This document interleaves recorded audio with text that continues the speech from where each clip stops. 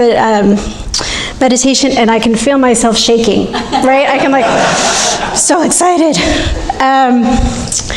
So thanks again for having me here. It's always a blessing to connect with you all and to see you. I feel like I'm becoming part of this community every time I'm here, just more and more. Oh my goodness. And I'm excited today because we're talking about zeal. So how can you not be excited, right, when we're talking about zeal? And specifically, what makes you sizzle? So probably most of you, if not all, have heard this quote before. Charles Fillmore, when he was 92, right? This is a well-known Unity quote. I fairly sizzle with zeal and enthusiasm and spring forth with a mighty faith to do the things that ought to be done by me. I'm going to say that again, and I'm going to invite you to just put it out there if you want to. It's totally optional, but join me if you can. I fairly sizzle with zeal and enthusiasm and spring forth with a mighty faith to do the things that ought to be done by me. Right? Oh, so powerful. And this quote has kind of been like my inspiration for the 20 years I've been in Unity. I heard it pretty early on, and it really affected me. It really struck me. You know, it resonated on such a deep level. And as I was at my first Unity church, I started volunteering for everything like we do, you know. I was home with the kids, I was a chaplain, and I was trying to attend all the classes I could to learn more. And I would notice that there would be Sundays that after church, I would feel like I was vibrating. Have you felt that? Right? And the more I felt it, the more I wanted to, right? The more I wanted to look into that, like, what is this? I was actually sizzling, right? And so I kept looking, I kept exploring, I kept volunteering, and it's kept me going this whole time.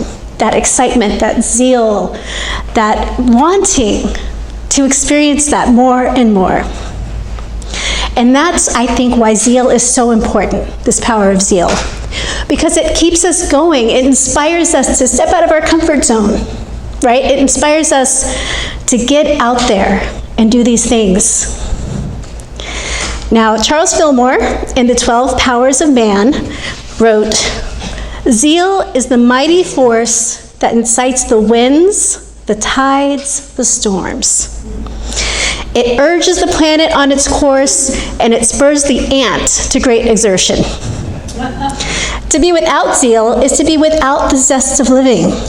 Zeal and enthusiasm incite to glorious achievement in every aim and ideal that the mind conceives." Right? So I'm going to repeat a couple things there. First, it urges the planet on its course and spurs the ant to great exertion.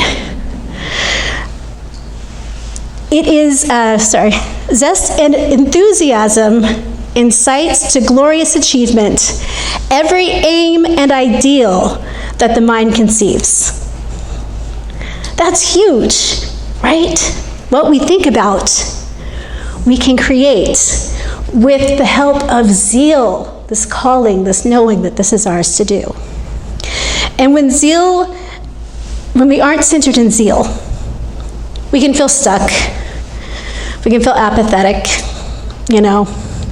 We might find ourselves questioning, you know, what is ours to do, you know? And even depressed. And we can even feel sick. You know, when we're stuck in that for a long time, it can affect our health. I'm reading this incredible book.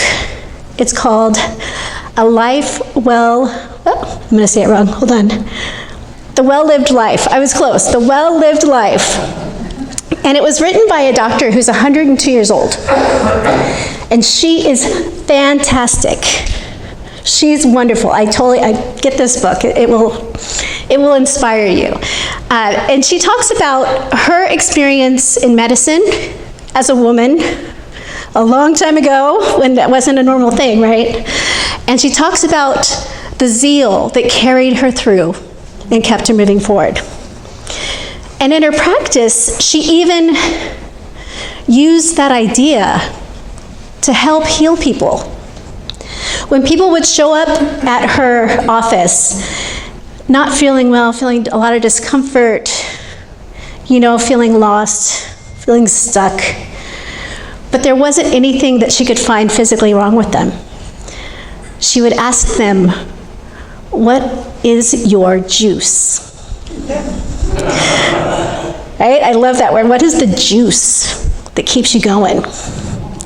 What lights you up? What gets you excited? And are you doing that?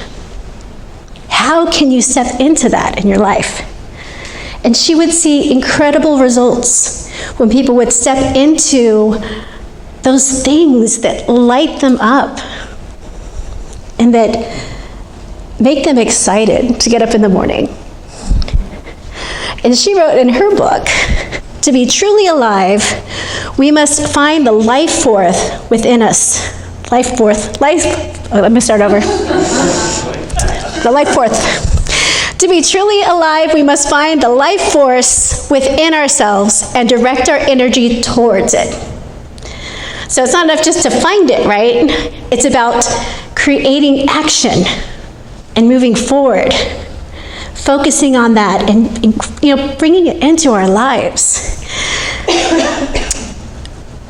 Zeal is the fuel for our light, right? That zeal, it brings us forward. It helps us to shine with who we are, shine our gifts, and keep us moving forward. Sorry. All right. So the challenge with putting into action is staying moving, right? Staying on the path. Because I think we've all been to a place where we know what we're going for, we know what we love to do, but we start having doubts. We start getting a little afraid, and we start thinking about, am I the one to do this? Is this really, am I good enough? Or this is too hard, this is taking too much. And it's easy to get off course and to start feeling stuck. And part of our action is noticing when we're starting to shift. It's noticing when we're off course and we need to get back. And I read in this book, it's Mark Nepo. He wrote a book, and he was comparing it to like being on a boat. And he said, the flow of life is like a boat on a stream. The stream will carry us forward. But we have to be ready to paddle if we get off course to bring us back to center. And I love that metaphor, right? Haven't we all felt that? Sometimes you're just so in the flow, everything's just opening up and just huge and beautiful, and it feels like just so easy. And then we start to get off course. And if we can notice it early, it doesn't take much to paddle back and get us to center. It gets difficult when we get stranded at the edge of the stream, right, stuck. Then it's a little bit harder to dig ourselves out. So it's a practice of always noticing and being aware. What makes us joyful? Are we taking steps towards that? Right? Are we open to what is ours to do? Are we springing forth, with a mighty faith to do those things? And faith is huge, Faith can be challenging because we're having faith in ourselves. We're having faith that we are supported and that we have everything we need. And we can't always see that. Right, that's faith.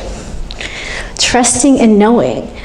And when we can know that no matter what the appearance is, we will get through it, we will get to the other side, and we will be okay. knowing with faith that even during the difficult times, we can step forward, we can go forward, we can get through it. Feel what we need to feel, learn what we need to learn, and come out on the other side knowing that we're okay. That's that faith. And that takes faith. It takes really believing in ourselves, right? And really knowing that God has us. We are always supported. And no matter what, we're going to get through it to the other side, and we are going to be okay. And that's how we spring forth with that mighty faith to do the things that ought to be done by us. And it's not just one thing, it's not just, this is my passion, this is my zeal. It could be 100 little things. It's about finding those things. Like, for me, I work with kids, love it. I speak occasionally, love that. And recently, at the beginning of the year, I got a job at Starbucks. Right? And the truth is, I went there because so much of my work now is done online, and I wasn't really interacting with people. And one of the things that lights me up is connection. And I was finding myself feeling really sad and feeling like kind of stuck. And I thought, well, I love coffee. I love coffee. I love people. And I decided just to go for it. And I love it. And I smile the whole time I'm working. And Starbucks is hard work. You've seen those baristas, right? It honestly is one of the most taxing, like physically and emotionally, the hardest jobs I've probably ever had. And I do camp with kids. So it's a lot. And it's so rewarding. Because when you can connect with a customer or a fellow coworker, a coworker that maybe is having a bad day, it's like I get to minister and serve lattes. So it really is the best of both worlds. And having that opportunity to follow my zeal and to be in that space has helped me to get back to center. Instead of being stuck in this, oh no, things aren't exactly like I think they should be. Oh, I'm not really feeling like I'm connecting with people, and being stuck at the edge of the stream, I decided to go out and do something about it. I love connection. It lights me up, it gets me going, and now I have that. So it can be many things, right? It doesn't have to be just one thing that lights you up. You can find it in so many places. So what is your thing? I found this quote, and I wanted to share it because to me it kind of speaks to the process. A lot of times when we learn these things, we start thinking about other people in our lives, right? And how they should really hear this. This would be great for them, But it's about us doing our work, right? We start with us, and as we show up, people are inspired because they see us living our best life. They see us expressing our truth and being joyful. And the quote that I found is, "Spiritual leadership is the power to change the atmosphere by one's presence, the unconscious influence that makes Christ and spiritual things real to others." I don't know if that resonates with you as much as it did with me, but that idea that we can just, by doing our work, by clearing ourselves and getting to a point where we're joyful, we can express that light without even trying, just being there. We can inspire people and uplift people. And that's that spiritual leadership, that's that spiritual presence. But once again, it starts with us, right? It's about us looking at how are we showing up? Am I showing up as the person I want to be? Am I following my bliss and creating a life that I love? And I just think that's so profound. All right, so we're going to do a meditation. And this is an opportunity to open up and see, what do I love? What do I love? What brings me joy? And start thinking about, how does this show up in my life, and what can I do to get more of this?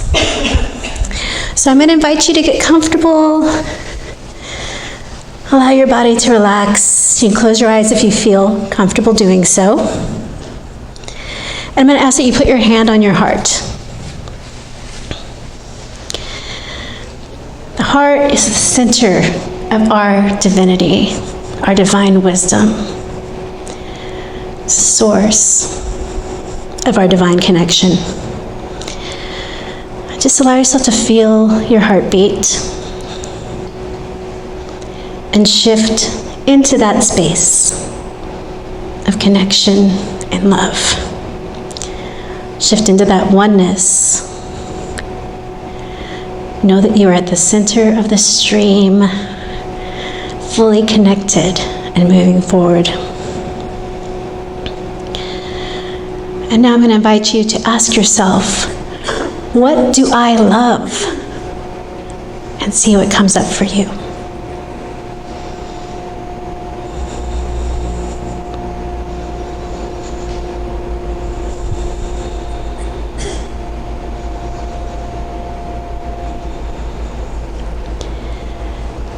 And we're going to ask again, what do I love? See, maybe it's something different this time.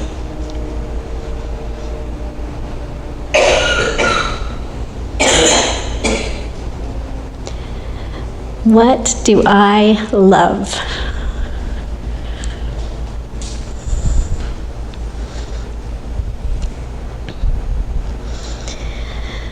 And I'm going to invite you to look back at your childhood, at all the years of your life. What has lit you up? What has made you excited and giddy with joy in your life?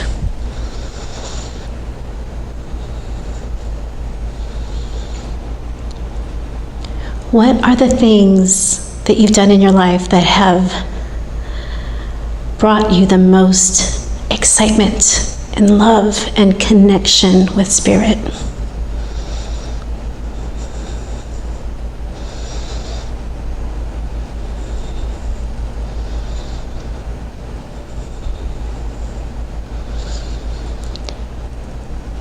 Think of a time when you felt really connected to your sense of purpose.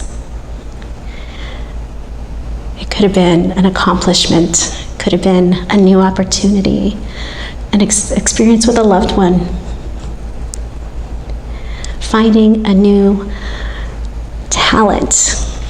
It could be many things, whatever helped you feel that sense of purpose and aliveness.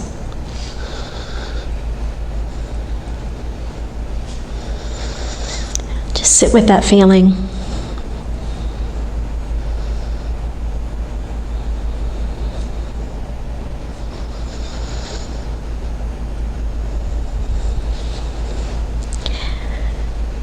And now think of your life as it is now. Where do you find your zeal in your life?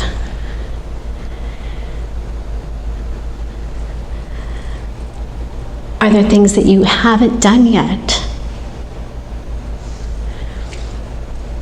Things that bring you so much joy?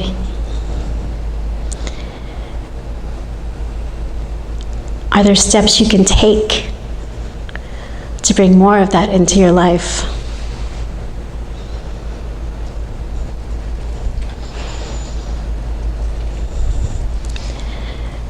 Are there things you need to know to get that level of faith to step forward? Remember, it can be small steps. Just know that this is your zeal. This is your life. And you get to create this.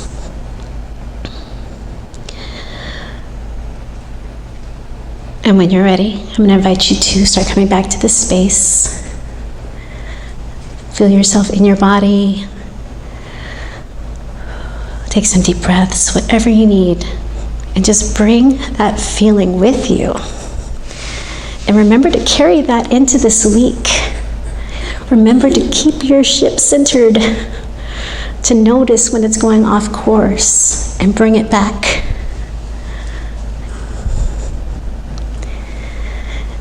And when you're ready, go ahead and come back and open your eyes. How did that feel? I love stuff like that because I love to give myself an opportunity to listen, you know? So often we're busy in life and we're running and we're doing all the things and we forget to check in and see, do we have what we need? And are there things that we can change? Are there things we want? I fairly sizzle with zeal and enthusiasm and spring forth with a mighty faith to do the things that ought to be done by me. So what makes you sizzle? Think about that this week as you move forward and pay attention to your boat. Is it in the center or is it drifting? Thank you so much for your time. I really appreciate you all.